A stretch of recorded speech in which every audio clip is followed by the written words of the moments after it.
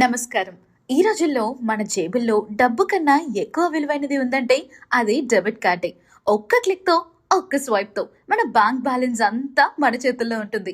Debit కార్డులు మన జీవితాన్ని సులభతరం చేశాయి అనటంలో ఎలాంటి సందేహం లేదు.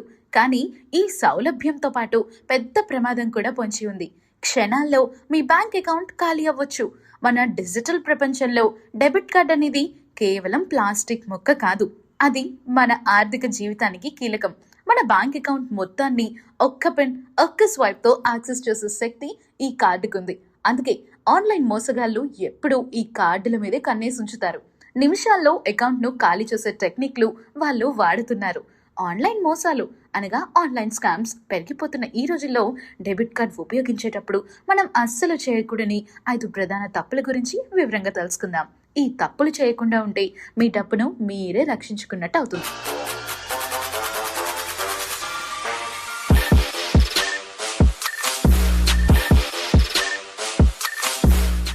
మొదటి అతిపెద్ద తప్పు పిన్ నెంబర్ను కార్డ్ మీద లేదా దగ్గరగా రాసి పెట్టుకోవటం. చాలా మంది గుర్తుండకపోవటం వల్ల పిన్ నెంబర్ను కార్డ్ వెనకాలే రాయటం లేదా పర్సులోని ఒక చిన్న కాగితంలో దాచడం చేస్తుంటారు. ఇది ఎంత పెద్ద తప్పంటే మీ ఇంటికి మీరు వేసుకున్న తాళం చెవిని డోర్ మ్యాట్ కింద పెట్టినట్టే. కార్డ్ దొంగలించబడితే దొంగలకి మీ పిన్ తెలుసుకోవటం సెకండ్ల పని. పిన్ అనేది ఎప్పుడు మీ మెదడులో మాత్రమే ఉండాలి. దాన్ని కుటుంబ సభ్యులతో సహా ఎవరితోనూ పంచుకోకూడదు. పిన్ మర్చిపోతామనే భయం ఉంటే మీరు ఒక కోడ్ సిస్టమ్ను ఉపయోగించండి.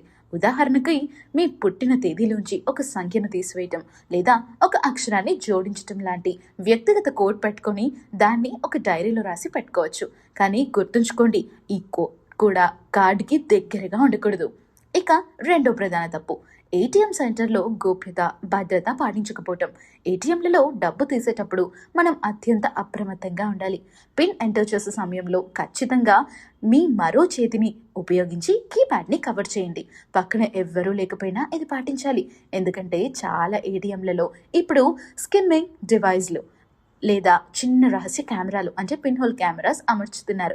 ఇక ఈ కెమెరాలు మీరు పిన్ ఎంటర్ చేసే విధానాన్ని రికార్డ్ చేస్తాయి. అలాగే కార్డ్ పెట్టే స్లాబ్ దగ్గర ఏదైనా అసాధారణంగా, వదులుగా లేదా అదనంగా అతికించినట్టుగా అనిపిస్తే ఆ ఏటీఎంని వాడొద్దు. అటువంటి మెషిన్కి దూరంగా ఉండండి. ఇక మోసగాళ్ళు కార్డు వివరాలు దొంగిలించడానికి స్కిమ్మర్లని ఉపయోగిస్తారు. కాబట్టి ఏటీఎంను ఉపయోగించే ముందు ఒకసారి దాన్ని గమనించడం చాలా ముఖ్యం. ఇక మూడో అతి ముఖ్యమైన తప్పు ఫిషింగ్ కాల్స్, ఈమెయిల్స్ లేదా ఎస్ఎంఎస్లకి స్పందించటం. మీ కార్డ్ గడువు ముగిసింది, అప్డేట్ చేయడానికి మీ వివరాలు కావాలి, మీరు లాటరీ గెలిచారు, క్లెయిమ్ చేసుకోవడానికి ఓటీపీ పంపండి, ఇలాంటి మెసేజ్లు మీకు వచ్చి ఉంటాయి. ఇది ఫిషింగ్ అనే మోసం. గుర్తుంచుకోండి, ఏ బ్యాంక్ లేదా ఆర్థిక సంస్థ కూడా మీకు ఫోన్ చేసి లేదా ఈమెయిల్ చేసి మీ డెబిట్ కార్డ్ పూర్తి నెంబర్, సివివి నెంబర్, పిన్ లేదా వన్ టైం పాస్వర్డ్, ఓటీపీ అడగదు. ఒకవేళ ఎవరైనా అడిగితే అది ఖచ్చితంగా మోసమే. వెంటనే కాల్ కట్ చేసి ఆ విషయాన్ని బ్యాంకుకి తెలియచేయండి.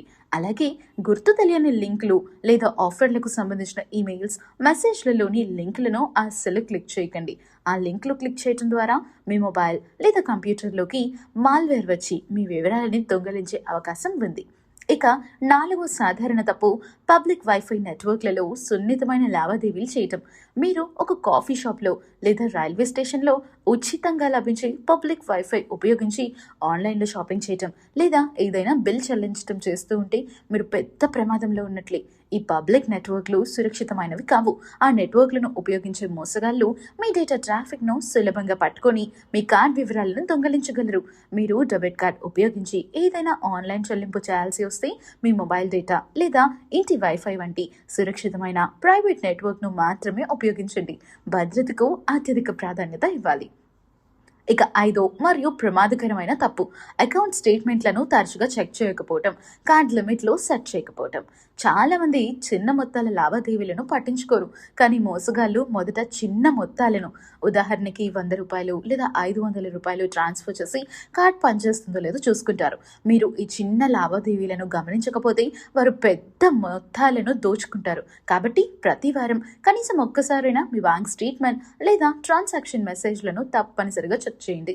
మీకు సంబంధం లేని లావాదేవీ కనిపించిన వెంటనే ఆలస్యం చేయకుండా బ్యాంక్కి కాల్ చేసి మీ కార్డును బ్లాక్ చేయించండి. అంతేకాకుండా మీ కార్డుకు రోజువారీ ఖర్చు పరిమితిని అంటే డైలీ ట్రాన్సాక్షన్ లిమిట్ నిర్ణయించండి.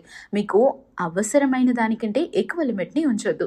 దీనివల్ల దొంగతనం జరిగిన నష్టం పరిమితంగా ఉంటుంది. మీ అకౌంట్ వివరాలు మీకు ఎప్పటికప్పుడు మెసేజ్ ద్వారా వచ్చేలా అలర్ట్లు సెట్ చేయడం కూడా చాలా అవసరం.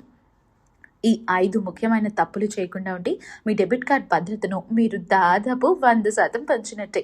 మీ వ్యక్తిగత జాగ్రత్త, అప్రమత్తత మాత్రమే మీ డిజిటల్ సంపదకు నిజమైన రక్షణ. ఈ రోజు నుంచి మీ భద్రత అలవాట్లను మార్చుకోండి.